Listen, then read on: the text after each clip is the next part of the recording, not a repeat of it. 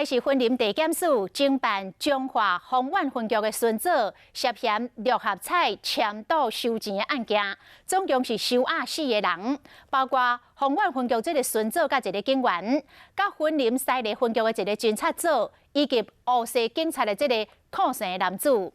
分林甲中华警方接到消息，嘛无暗号家己人，马上甲这3个员警记2支的大告免职。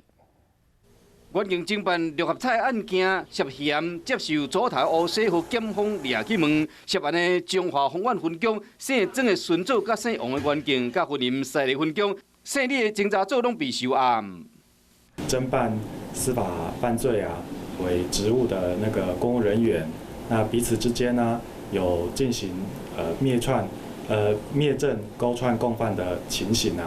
检方调查发现，讲姓曾的孙子甲同事进前到分林破一个六合彩案件，左头因为袂堪的这个压力，透过白手套甲乌西，为108年5月到7月份，原警分别伫中华甲分林等地，前后收到现金甲茶米等等财物，佮接受人的交代。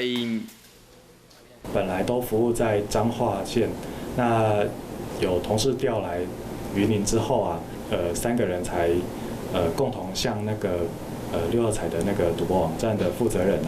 来收取相关的贿赂，涉嫌贪污行政责任重大，有确实证据者，予以一次计2大过免职。警方嘛无要押清摊户3人拢记2大过免职，原警牵涉到贪污，互人收押，佮牵连到2个分局，和警方真无民主。